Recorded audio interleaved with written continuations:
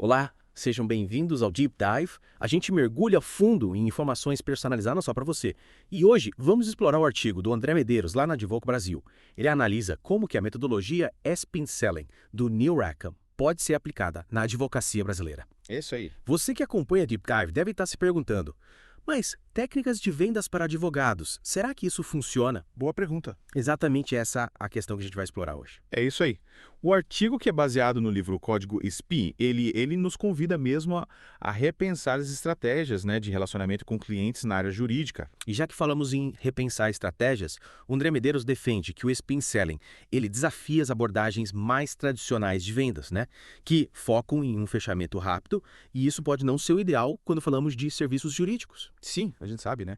Que a venda, principalmente de serviço, é algo que precisa ser construído, né? É um relacionamento de confiança, né? Com o cliente, a partir do momento que você entende a necessidade dele. Entender a necessidade do cliente. É aqui as perguntas assim, certo? Exato. O André Medeiros explica que a metodologia ela se baseia em 4 tipos, né, de perguntas: situação, problema, implicação e necessidade de solução. Me parece que a ideia é conduzir o cliente, né, por um processo de descoberta. Isso, exatamente isso. A metodologia ESPM, com as suas 4 etapas, né, funciona como um guia para essa conversa mais construtiva, né? A gente começa com as perguntas de situação, onde o advogado ele busca traçar um panorama ali da situação atual do cliente, né, coletando informações relevantes sobre o caso. Seria como um raio-x da situação, É isso. né, mas conduzido através do diálogo, né, e da escuta atenta. Perfeito. A partir do panorama traçado com as perguntas de situação, a gente vai para as perguntas de problema. A ideia aqui é aprofundar a conversa, né? Explorando as dificuldades, os desafios, as insatisfações do cliente. É nesse ponto que o advogado ele atua como consultor, né? Ajudando o cliente a ter uma visão mais clara dos seus problemas. Mas e se o cliente ele não estiver totalmente ciente da gravidade do problema? Aí quem tem as perguntas de implicação, não é? Exatamente. As perguntas de implicação são cruciais para demonstrar ao cliente o impacto real dos problemas que ele enfrenta, né? Ampliando a percepção dele sobre os riscos e as consequências de não agir, né? É como se acendesse um alerta, mostrando a importância de buscar uma solução jurídica adequada. Faz muito sentido. E por fim, a gente chega às perguntas de necessidade de solução. Imagino que seja nesse momento que o advogado, né, depois de entender profundamente o problema, as implicações, ele conecta os pontos e apresenta o serviço dele como a solução ideal para as necessidades do cliente. Perfeitamente. Nesse momento que o cliente, conduzido pelas perguntas, pelas reflexões, né? Ele passa a reconhecer o valor da solução proposta pelo advogado. Com essa abordagem consultiva, ele se sente mais seguro, mais confiante para tomar a decisão de contratar o advogado. Parece bem interessante. Mas na prática, como o advogado pode formular essas perguntas SPIN sem parecer invasivo ou desrespeitoso? A gente está falando de questões delicadas, né, que exigem sensibilidade, respeito. Sim, sim. O artigo do André Medeiros, ele traz exemplos práticos de como adaptar as perguntas CESPIN ao contexto jurídico brasileiro, sempre prezando pela ética e o respeito ao cliente. Ok. Ele lembra que o spin selling, ele busca construir pontes e não levantar barreiras. Que legal, pode nos dar alguns exemplos. Claro. Imagina um cliente que está enfrentando uma disputa contratual, né? Uma pergunta de situação eficaz poderia ser: há quanto tempo você enfrenta essa questão legal? Uhum. Já uma pergunta de problema seria: quais são os maiores desafios que você tem enfrentado em relação a essa disputa contratual? Entendi. E como seria uma pergunta de implicação nesse caso? Como uma pergunta de implicação eficaz seria: como a falta de um acordo pode impactar seus negócios a longo prazo? Faz todo sentido. E para finalizar, que tipo de pergunta de necessidade de solução o advogado poderia fazer? Uma boa pergunta seria: de que forma uma decisão judicial favorável poderia contribuir para a segurança de seus investimentos? Nossa, essas perguntas realmente ajudam o cliente a visualizar os benefícios, né, de uma solução jurídica. Exato. Mas e como o advogado pode se certificar que ele está conduzindo a conversa de forma ética, sem ferir o sigilo profissional? Essa é uma questão fundamental. O artigo do André Medeiros, ele destaca a importância do advogado, ele, desde o início da consulta, esclarecer a política de sigilo profissional do escritório. Garantir ao cliente que todas as informações serão tratadas com a máxima discrição. Bom, assim o cliente se sente mais à vontade para compartilhar informações importantes, né? Sem medo de que a privacidade dele seja violada. Exatamente. É crucial a gente encontrar um equilíbrio entre a investigação profunda das necessidades do cliente e a ética profissional, sempre respeitando os limites do sigilo. Mas convenhamos, a advocacia vai muito além de fazer perguntas, né? O cliente, ele busca também a expertise do profissional, a capacidade de analisar o problema, de apresentar soluções. Como o Spin Selling se encaixa nesse contexto? O spin selling ele não substitui a expertise do advogado, ele complementa. Após a fase de investigação, conduzida pelas perguntas da SPNC, o advogado, munido de informações valiosas sobre as necessidades do cliente, ele pode usar o seu conhecimento jurídico para analisar o problema de forma mais precisa, né? E apresentar soluções personalizadas. Então, o spin selling, na verdade, ele ajuda o advogado a direcionar a expertise dele para as necessidades específicas do cliente, né? Tornando a atuação dele mais eficaz. Com certeza. O artigo do André Medeiros enfatiza que o spin selling ele não é uma fórmula mágica para fechar contratos, né? Mas sim uma ferramenta poderosa para construir relacionamentos mais fortes com os clientes, entendendo as necessidades a fundo e oferecendo soluções jurídicas mais eficazes. E essa conexão genuína, né? Construída através da escuta atenta, do diálogo, é fundamental para construir a confiança e o rapport, né? Que são elementos essenciais para o sucesso na advocacia. Falando em sucesso, o André Medeiros menciona alguns exemplos de como escritórios de advocacia eles obtiveram resultados positivos com a aplicação do spin selling, né? Sim, ele cita casos de sucesso, né? Mostrando como a metodologia, quando bem aplicada, pode contribuir para o crescimento e desenvolvimento de escritórios. Que incrível. Mas como advogado, ele pode saber se o spin selling está realmente funcionando para ele, como ele pode avaliar os resultados da aplicação da metodologia. O artigo do André Medeiros ele sugere que o advogado monitore alguns indicadores-chave, né? Como, por exemplo, o número de consultas que se convertem em contrato, a satisfação dos clientes com o atendimento, os resultados alcançados, o tempo que ele leva para identificar as necessidades dos clientes e apresentar soluções. Ou seja, precisa acompanhar de perto os resultados da aplicação, avaliando o que está funcionando, para ele ser ajustado. Exatamente. E, para facilitar esse processo, o artigo sugere que o advogado revise as anotações de cada consulta, né? Buscando padrões nas perguntas, nas respostas dos clientes e reflita sobre o que funcionou bem e o que pode ser melhorado na sua abordagem. Que dicas valiosas! Realmente o spin selling parece ser uma ferramenta com grande potencial para a advocacia brasileira, né? Ajudando os profissionais a se conectarem com os clientes de forma mais profunda, ética e eficaz. Sem dúvida. O artigo do André Medeiros, publicado na Advoco Brasil, é um guia completo para quem deseja se aprofundar nessa metodologia e aplicá-la em sua prática jurídica. E para quem quiser se aprofundar ainda mais no spin selling, o artigo sugere a leitura de outros livros do Neil Rackham, como Major Account Sales Strategy. Exatamente. E ele indica a leitura de outros autores também que abordam temas relacionados, né? Como, por exemplo, a Bíblia de Vendas, do Jeffrey D. Tomer, Influência, a Psicologia da Persuasão, do Robert Cialdini, e Como Fazer Amigos e Influenciar Pessoas, do Dale Carnegie. Isso é bacana. O artigo realmente oferece um mapa completo para os advogados que desejam aprimorar suas habilidades de comunicação, né? E construir relacionamentos mais fortes com seus clientes. Sem dúvida. E o mais importante é que o artigo ele nos convida a refletir sobre como a gente pode aplicar o spin selling de forma ética, responsável, sempre colocando o bem-estar do cliente em primeiro lugar. E afinal, a advocacia é uma profissão que exige não apenas conhecimento jurídico, mas também sensibilidade, empatia e ética. Concordo plenamente. E o spin selling, quando bem aplicado, pode ser um aliado poderoso para os advogados que desejam exercer a profissão com excelência, construindo relações de confiança e ajudando seus clientes a superar os seus desafios. Que legal. Mas, antes de encerrarmos essa primeira parte do nosso mergulho no spin selling, queria destacar um ponto que me chamou a atenção no artigo. A importância do advogado se adaptar ao mercado em constante mudança. O André Medeiros ele fala sobre a necessidade dos profissionais se atualizarem, né? Com as novas tecnologias, as leis, as demandas dos clientes. Com certeza. O mercado jurídico está em constante transformação, né? E os advogados que não se adaptarem correm o risco de ficar para trás. E o spin selling pode ajudar nesse processo de adaptação, né? Afinal, a metodologia nos ensina a ouvir o cliente, a entender suas necessidades, a oferecer soluções personalizadas, o que é fundamental no mercado cada vez mais competitivo, né? Dinâmico. Exatamente. O spin selling nos convida a sair da nossa zona de conforto e buscar novas formas de se conectar com os clientes, de entender suas dores e de oferecer soluções que realmente façam a diferença na vida deles. Que inspirador. E para finalizar essa primeira parte do nosso Deep Dive, queria deixar uma pergunta para você, nosso ouvinte. Como você pode aplicar os princípios do spin selling na sua prática profissional? Seja na advocacia ou em qualquer outra área. Reflita sobre as 4 perguntas-chave da metodologia: situação, problema, implicação e necessidade de solução. Como você pode usá-las para se conectar com seus clientes de forma mais profunda, ética e eficaz? É isso aí.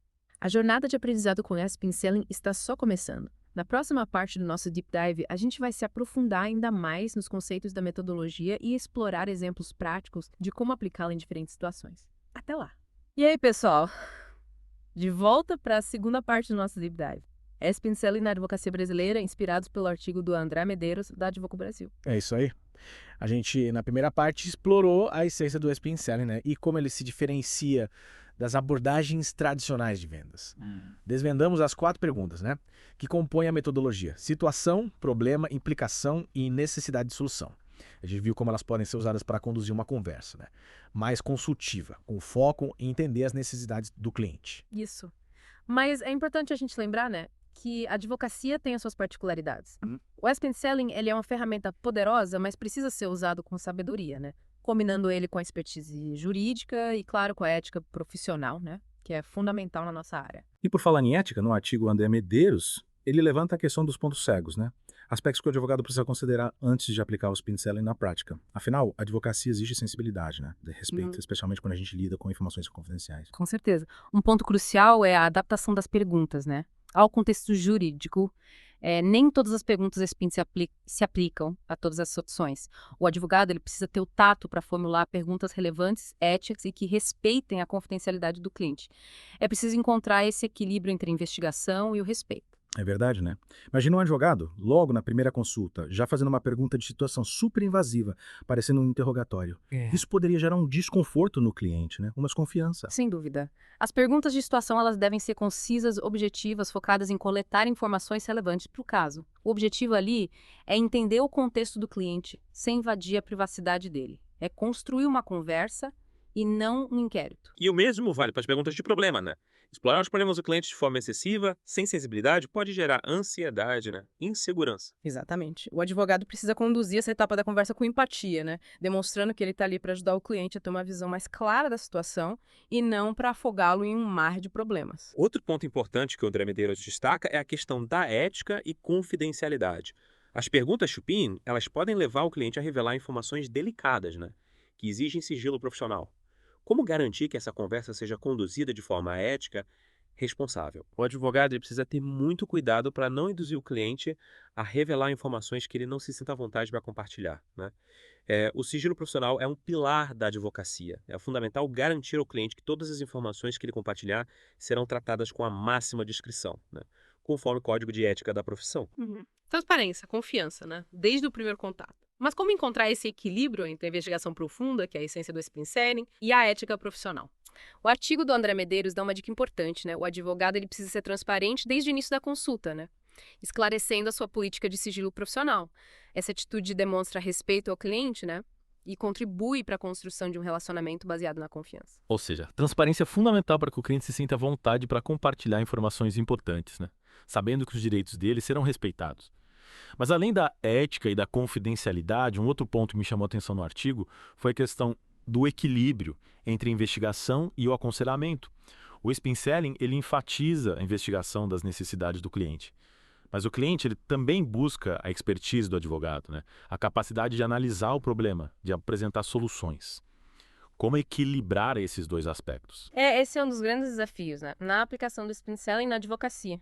O advogado ele precisa equilibrar essa investigação conduzida pelas perguntas spin com o aconselhamento jurídico, né? Demonstrando seu conhecimento, a sua expertise, sem atropelar o processo de descoberta do cliente. É como construir uma casa. Primeiro, a gente precisa de uma base sólida, né? Construída com as perguntas spin para depois erguer as paredes, né? Que representam as soluções jurídicas. Gostei da analogia. O Spin Selling fornece as ferramentas, né, para a construção dessa base sólida. Mas é a expertise do advogado que vai dar forma à estrutura final. Exatamente. O Spin Selling não substitui a expertise, ele complementa. As perguntas elas ajudam a coletar informações valiosas sobre o cliente, mas é a expertise jurídica que permite analisar essas informações e formular a melhor estratégia de atuação.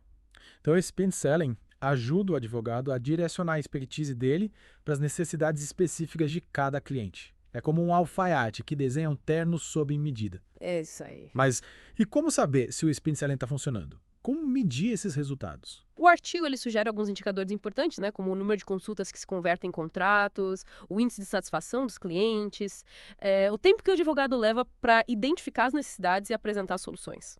Parece que a gente está falando de uma mudança de mentalidade, né? Não é só aplicar uma técnica, é adotar uma nova postura, né? Mais consultiva, mais focada no cliente. E como toda mudança, exige tempo, né? Dedicação, acompanhamento constante. Com certeza.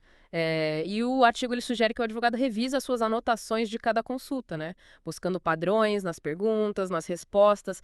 Essa prática ajuda a identificar pontos de melhoria na abordagem, né? Tornando ela cada vez mais eficaz. aprender com a prática, né? Aperfeiçoando a técnica a cada novo cliente.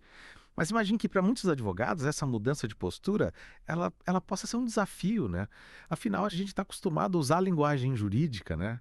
A focar nos aspectos técnicos do direito. É verdade. Mas o Spin Selling, ele nos convida a ir além da linguagem técnica, a se conectar com o cliente de forma mais humana, né? Entender as dores, os medos e as expectativas. E essa conexão humana, construída com empatia, com respeito, é a chave para construir relacionamentos duradouros, de confiança.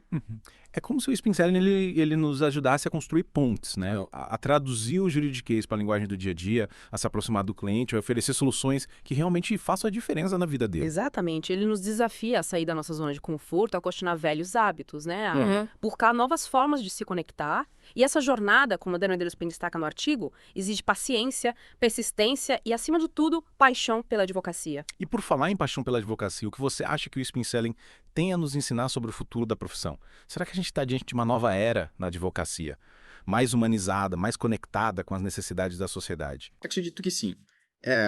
O Spin Selling, com essa ênfase na escuta, na empatia, na construção de relacionamentos, ele mostra pra gente que a advocacia do futuro precisa ir além do conhecimento técnico. A gente precisa ser, antes de tudo, conselheiros, parceiros, confidentes. A gente precisa usar a nossa expertise para ajudar as pessoas a navegar pelos desafios da vida, a encontrar soluções justas, a construir um futuro melhor. De volta ao Deep Dive. Nas partes anteriores, a gente explorou a essência do Spin Selling, como ele pode ser adaptado à advocacia brasileira, com base no artigo do André Medeiros, da Advoco Brasil. Vimos que essa metodologia nos convida a repensar a forma como a gente se relaciona com os clientes, né? Adotando uma abordagem mais consultiva, com foco em entender as necessidades. É verdade. Desvendamos as 4 perguntas SPIN. Situação, problema, implicação e necessidade de solução. E como elas podem nos guiar nessa conversa mais construtiva, né? Construindo uma base sólida para o relacionamento. Mas a grande questão agora é como aplicar essa metodologia na prática, né? No dia a dia da advocacia. Exato. O Spin Selling não é uma fórmula mágica, né? É um conjunto de ferramentas que precisa ser adaptado à realidade de cada advogado, de cada cliente, de cada caso. Mas vamos explorar alguns exemplos práticos para ilustrar como essa metodologia pode ser utilizada em diferentes cenários da advocacia. Perfeito. Está a gente começar pela consulta inicial. Aquele primeiro contato que muitas vezes define o futuro do relacionamento entre advogado e cliente, né? É um momento crucial para gerar confiança, né? Mostrar que você está ali para ajudar. Ótimo exemplo. A consulta inicial é o momento ideal para colocar o Spin Selling em ação. Imagina um cliente que chega no seu escritório com um problema trabalhista. Em vez de você começar a consulta apresentando seus serviços, seus honorários, você pode usar as perguntas de situação para entender o contexto do cliente, né? Demonstrando interesse genuíno pela história dele. Seria algo como: em que empresa você trabalha? E qual o seu cargo? Há quanto tempo você enfrenta essa situação? Pergunta simples, né? Mas que já demonstram que você está ali atento à história dela. Exatamente. A partir dessas informações, você pode usar as perguntas de problema para aprofundar a conversa, né? Explorando os desafios, as insatisfações do cliente, quais as principais dificuldades que você tem enfrentado, tá? Como essa situação tem impactado o seu dia a dia. E aí, com as perguntas de implicação, a gente pode ajudar um cliente a ter uma visão mais clara das consequências de não resolver o problema, né? O que pode acontecer se essa situação não for resolvida. Como isso pode afetar os seus planos futuros? São perguntas que levam o cliente a refletir sobre a importância de buscar uma solução jurídica adequada. Perfeito. E por fim, chegamos às perguntas de necessidade de solução, que ajudam o cliente a conectar os pontos e a reconhecer o valor da sua atuação como advogado. De que forma uma solução justa para esse problema poderia contribuir para a sua tranquilidade, sua segurança? Como você se sentiria se esse problema fosse resolvido de forma favorável? Nossa, é incrível como as perguntas certas podem transformar uma simples conversa em um momento de profunda reflexão e conexão. O Spin Selling, eles ensinam, e além do discurso jurídico, né, a tocar o lado humano do cliente, a construir uma relação de confiança e empatia. E essa conexão humana, construída através da escuta atenta e do diálogo genuíno, é o que diferencia um bom advogado de um advogado excepcional. Mas o Spin Selling, ele não se limita à consulta inicial, né? Ele pode ser usado em outras etapas do relacionamento com o cliente, como na negociação de honorários, por exemplo. Verdade, falar sobre dinheiro é sempre um momento delicado. Mas com o Spin Selling, essa conversa pode se tornar mais transparente, mais natural. Exatamente. Em vez de simplesmente apresentar seus honorários, você pode usar as perguntas Spin Day para entender as expectativas do cliente, esclarecer dúvidas e apresentar os seus honorários de forma clara e justificada, né? Conectando o valor dos seus serviços aos benefícios que o cliente irá receber. E como o Spin Selling pode nos ajudar a manter o cliente informado durante o processo, né? evitando aquela angústia da espera por notícias. Manter o cliente informado é essencial para fortalecer a confiança, a transparência. E o Spin Selling pode ser um grande aliado nessa missão. Quais são suas maiores preocupações em relação ao andamento do processo? De que forma eu posso te ajudar a se sentir mais tranquilo, mais confiante? Ou seja, o Spin Selling nos ajuda a ir além da linguagem técnica, a se colocar no lugar do cliente, né? A entender as angústias, as expectativas, e com base nessa compreensão a gente pode oferecer um atendimento mais humano, mais personalizado, mais eficaz. É isso aí. O Spin Selling nos convida a sermos mais do que advogados, né? Nos convida a sermos conselheiros, parceiros, confidentes. Nos convida a usar a nossa expertise para ajudar as pessoas a navegar pelos desafios da vida, a encontrar soluções justas, a construir um futuro melhor. Inspirador. E que vem o futuro da advocacia, né? Com mais empatia, mais diálogo, mais Spin Selling. E você que nos acompanhou nessa jornada, o que achou? Já está pensando em como aplicar o Spin Selling na sua prática profissional? Esperamos que esse Deep Dive tenha te inspirado a construir relações mais fortes com seus clientes e alcançar resultados extraordinários na sua carreira. Até a próxima!